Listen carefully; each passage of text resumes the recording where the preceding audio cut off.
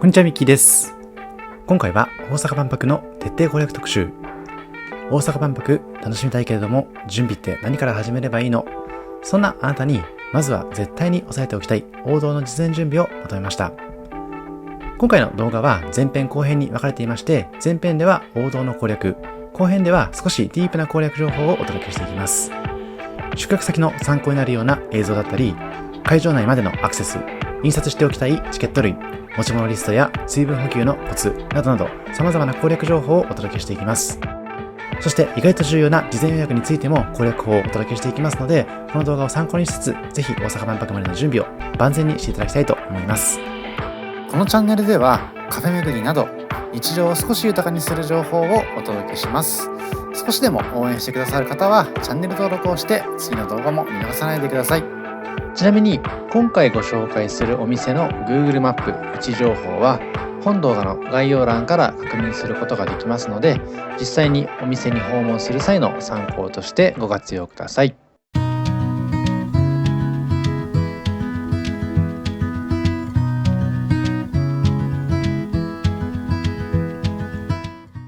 さて、まずは前泊で泊まりました変なホテルのご紹介。大阪万博をゆっくりと楽しむなら前泊がおすすめ。当日は混雑が予想されるため、早めに現地入りしておくと朝から余裕を持って行動できます。今回は難波駅から徒歩圏内にあります変なホテルに前泊。アクセスの良さに加えまして、セルフチェックインやユニークな設備も魅力的で、旅の始まりがちょっと楽しくなります。万博会場周辺のホテルは今回訪問した6月時点でもすでに満室ばかり。今後ますます混み合うと予想されているので、ホテルの予約はできるだけお早めに済ませておくことをお勧めします。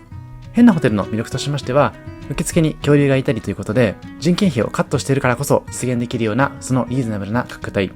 一般的なビジネスホテルのようにユニットバスかなと思ったんですけれども、意外と浴室もユニットバスではなくて、浴槽とシャワーが分離されている形式だったので、そのあたりも嬉しいポイントかなと思いました。ただ、無料の水の配布がないという点もありますので、近くのコンビニで必要なものは揃えていくのがおすすめです。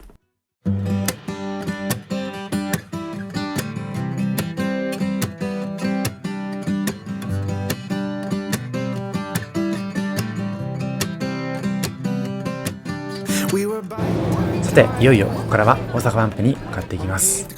まずは夢洲駅、そして東ゲートの様子をお届け。大阪万博のアクセス拠点となりますのが大阪メトロ中央線の終点駅、夢洲駅。この新駅は万博に合わせて整備され、最寄りの東ゲートへと続く動線もあらかじめ設計されています。駅を出ますと案内表示に沿って歩く動線が確保されていまして、徒歩およそ10分でメインゲートへと到着します。ただし、来場者が集中するピークの時間帯は駅構内や改札前まで入場制限が行われている可能性も大。特に帰りの時間帯、閉場直後には多くの人が一斉に動き出すので、乗車までに30分から1時間以上かかることも想定されます。なので、もし東ゲートからの帰宅を考えられる方は、なるべく大阪万博の会場内でお手洗いを済ませた後に帰路へと向かうのがおすすめです。早く帰りたいという気持ちもあるかと思うんですけれども、想像以上に並びますし、他のお客さんとの間隔も近いことで結構満員電車のようなストレスがかかってしまうことが想定されます。そういった情報もインプットしていただいて、特にお子さん連れの方はそういった部分も注意していただければと思っています。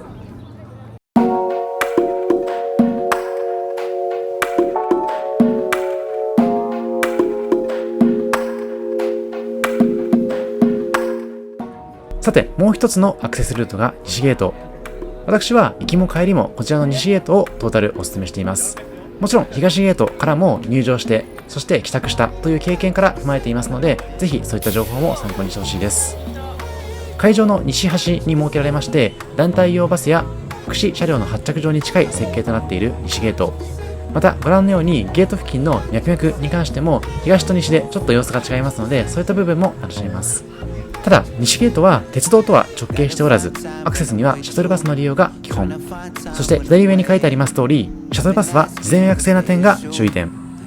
当日飛び込みでのシャトルバス利用は制限されるので、乗車までさらに時間がかかります。シャトルバスへの乗車ということもありまして、複数人単位で誘導されるので、東ゲートほど他のお客さんとの距離が近くないのはストレスが少し軽減されるかなと思うんですけれども、飛び込みで利用される場合には最悪乗れないこともあります。そういった際には帰宅はタクシーになってしまいますので、西ゲートで帰る決断ができた方はお早めに予約していただいて、シャトルバスでのご帰宅を事前準備に含めていただきたいです。さて、ここからは順に大阪万博の魅力をご紹介。まず西ゲートから会場内に進みますと、まもなく視界に飛び込んでいきますのが、今回の万博の象徴ともいえますこちら巨大建造物グレートリング、通称大屋根リングです。このリングは直径およそ615メートル、高さ約12メートルのドーナツ状の構造物。中央には各国のパビリオンが円形に配置され、外周には休憩所やショップ、案内所などが点在する回遊型の都市空間として設計されています。特徴的なのはリングそのものが屋根の役割を果たしていること。万博期間中の暑さ、雨対策として日差しを和らげる木材と透過性素材を組み合わせた設計が採用されていまして、歩きながら快適に巡れる構造が随所に工夫されています。またこのリングの外周には緩やかなスロープや緑の空間が取り入れられ、車椅子やベビーカーの利用者も移動しやすいようなユニバーサルデザインが徹底されています。また大屋根の内外には複数の動線が張り巡らされていまして、滞留を避ける仕組みや休憩スペースの分散配置も意識された設計です。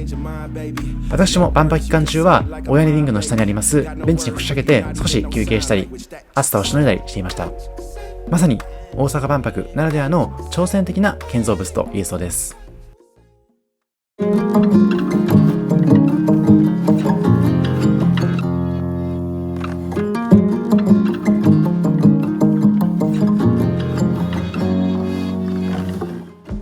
さて、続いてはオランダパビリオン。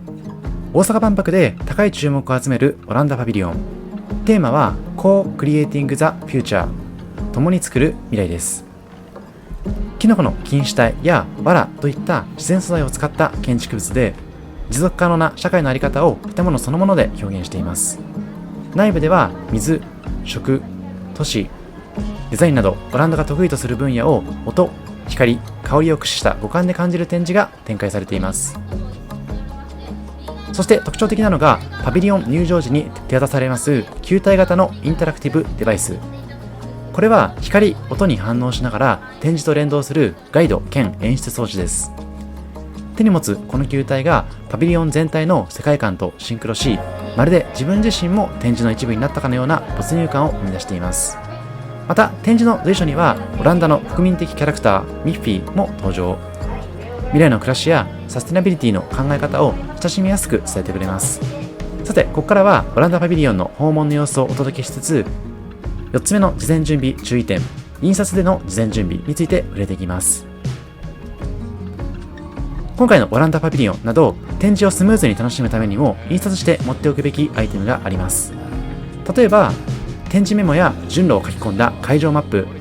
スマートフォンでも会場マップを見ることができるんですけども、やっぱり手元で地図のように会場マップを見るのが個人的にはおすすめ。円形に配置されました会場空間だからこそ、一覧性があって東西南北が分かりやすい地図は抜群に利用できます。そしてもう一つ印刷で用意しておいてほしいのが電子チケットの QR コード。スマートフォンが使えない状況や電波が不安定なエリアも想定されますので、紙で持っておく QR コードは最後の保険になります。入場ゲートやデバイス貸し出しカウンターで QR コード提示が必要なケースもありまして、スクリーンショットが意外と使いづらいこともありますので、電子チケットの印刷もおすすめです。さて、展示に戻ります。今映していますのは出口付近に用意されています寝転がって映像を楽しむ円形のシアタースペース。天井一面を使ったプラネタリウムのような映像体験で、球体デバイスが光を放ちながら音に反応し、幻想的な空間を演出。画面前面に映っていますのは天井の撮影している様子なんですけれども、右下に映っています通り、向かいに座っている方の球体の演出が変わりつつ、上の映像も変わっていく。そんな幻想的かつまさに近未来のような空間を体験することができます。未来の地球に思いを馳せるような静かで深い余韻を残してくれるエリア。そんなオランダパビリオンの奥深さを球体と五感で丸ごと楽しんでみてほしいです。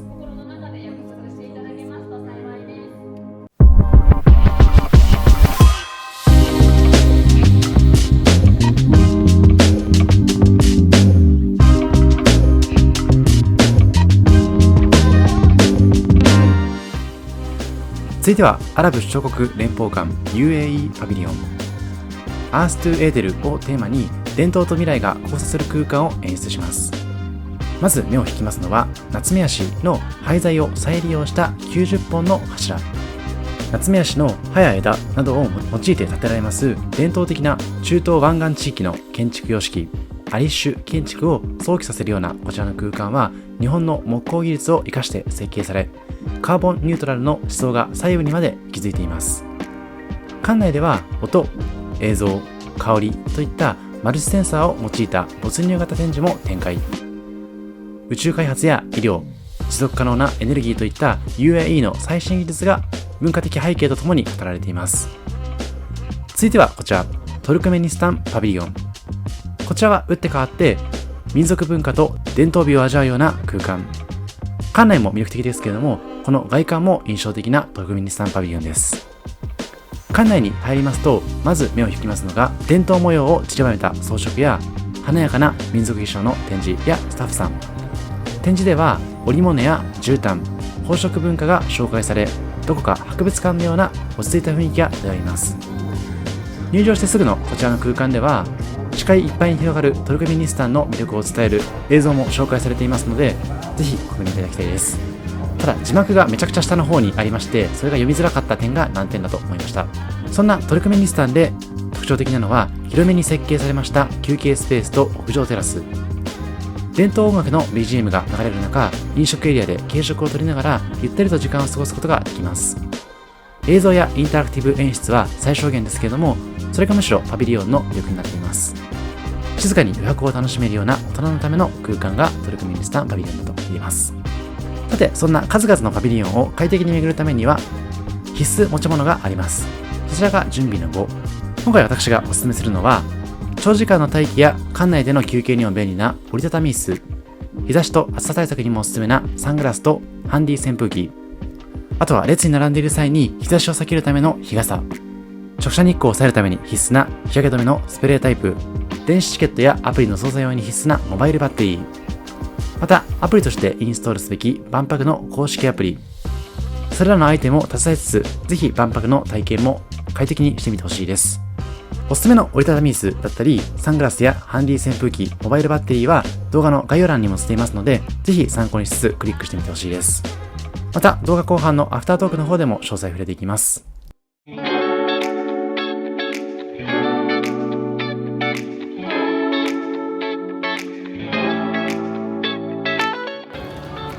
続いてご紹介しますのは、自然との共生を体現するマレーシアパビリオン。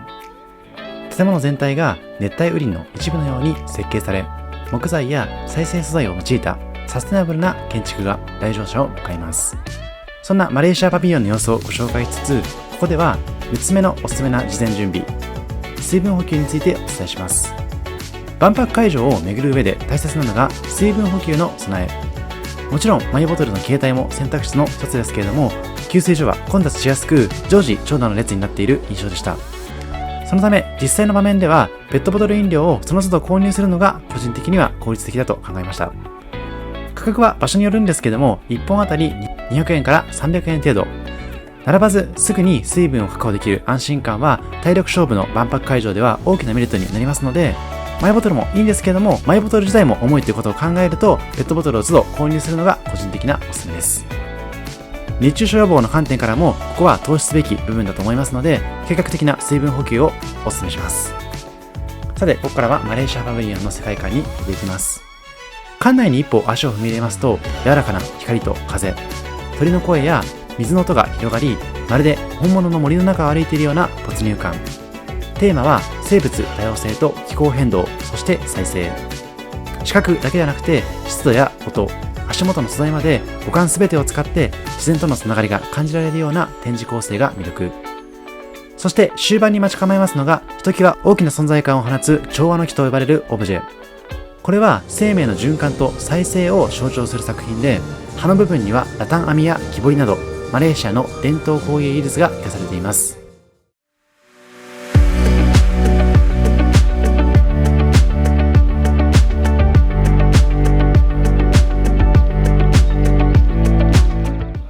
続いてはコモンズ館のご紹介をしていきます。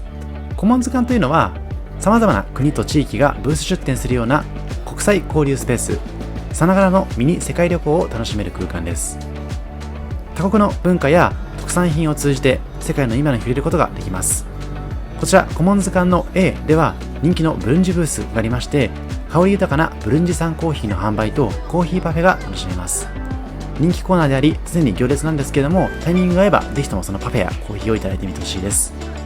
パフェは午前中で売り切れてしまうこともあったりするので、早めの訪問が鍵です。そして7つ目の事前準備ポイントはトイレ検索の裏技。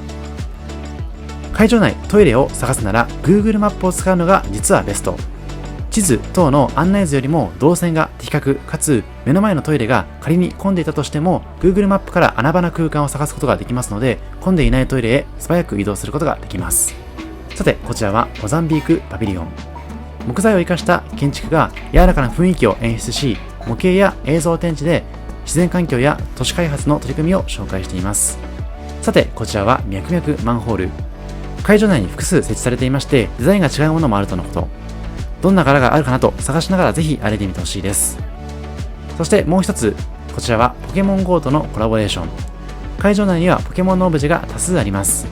実はこれスマホゲームのポケモン GO とのコラボレーション企画。ゲームをやっている方はもちろんのこと、ポケモン好きは必見なオブジェになっています。今回私はほとんど巡ったかなと思ったんですけども、実はラプラスの展示だけ見逃してしまいました。ぜひこちらも万博会場内を楽しむ一つのコンテンツとしてお楽しみいただければと思います。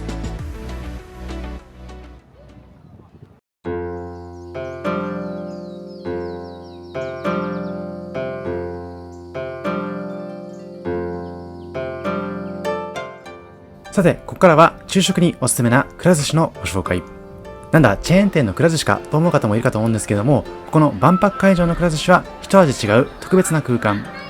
くら寿司の特別店舗になっていまして、全長135メートルのロングレーンに338席を備えた超大型回転寿司店です。この万博店では大使館監修によります本格メニューが一番のおすすめ。一皿ごとに異国の味を楽しむことができます。ただ一点注意点が、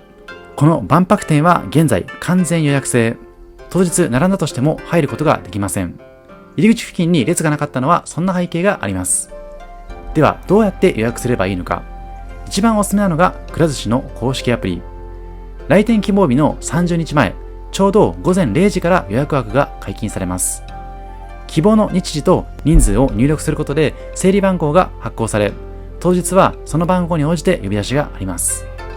なお、その来場希望日30日前の予約に関しましては、予約を取ったとしてもキャンセルすることもできますので、実際に訪問する前に例えば予約の練習をしてすぐにリリースするといった工夫もできるかもしれません。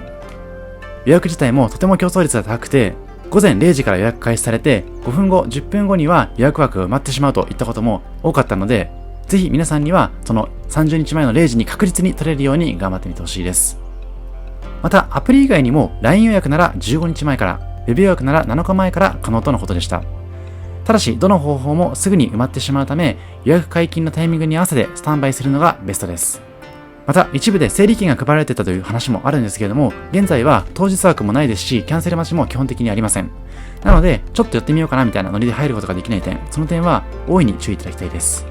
そんなプレミア感も乗ってしまっているこちらのくら寿司、ぜひともご堪能いただきたいです。未来的な仕組みと国際色豊かなメニュー、そして限定グッズも揃うような特別な一軒になっています。さて、今説明をしながらも様々なメニューをご紹介しています。各国の料理は基本的に320円で注文可能。しょっぱい系もあればスイーツ系も多数揃っています。例えばこちら、フィリピンのチキンアドボ。フィリピンの国民食チキンアドボは酢と醤油でじっくり煮込んだ鶏肉の旨味が特徴的。ご飯にもぴったり合うようです。個人的に美味しかったのはスープミート、バナナス共和国のメニューでタレが美味しかったです。こちらはミクロネシアンチキン。ココナッツミルクとスパイスで煮込んだ南国感あふれるミクロネシアのチキン煮込みでした。こちらはハモンセラーノ。スペイン伝統の生ハム。以前にスペインも訪問していたので懐かしさも感じました。こちらはデンマークのスモーブロー。ライ麦パンに具材を乗せたデンマークの伝統料理。魚介や卵を重ねた美しいオープンサンドになっています。先ほどちらっと映したんですけども、くら寿司のビールはキンキンで提供されますので、ビール好きな方も必見です。さて、こちらはルーマニアのパパナシ。揚げたチーズドーナツにサワークリームとジャムをかけたルーマニアの伝統スイーツパパナシ。外はサクッと、中はふわふわもちもちです。こちらはサウジアラビア王国のウムアリ。カットスポンジとミルクホイップ、ピスタチオにレーズン蜜が和えられた伝統的なデザートとのことでした。そして最後はウルグアイ東方共和国のアルファフォーレス。クッキー生地に濃厚なミルクジャムを挟んだアルゼンチンの定番菓子。口の中でほろっとほどけるような食感が魅力的でした。さて、一旦前編はここまで。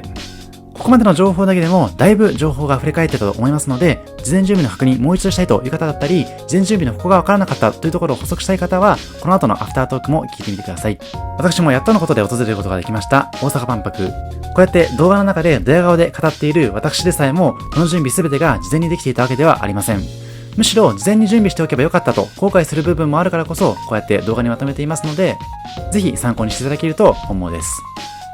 またパビリオンすべては巡れていないものの、今回訪問したパビリオンに関しては詳しく調べた上でご紹介していますので、皆さんもその魅力をより感じることができるかなとも思っています。また事前に参考したガイドブックに関しても概要欄に載せていますので、よかったらそちらも見てみてほしいです。さて、ここからはアフタートーク、メモ必須、事前準備できましたかというテーマです。まず1個ずつ振り返っていきます。1つ目の事前準備注意点は、ホテル予約はお早めに。2つ目は、帰宅手段は事前に検討。そして個人的なおすすめは西ゲートです。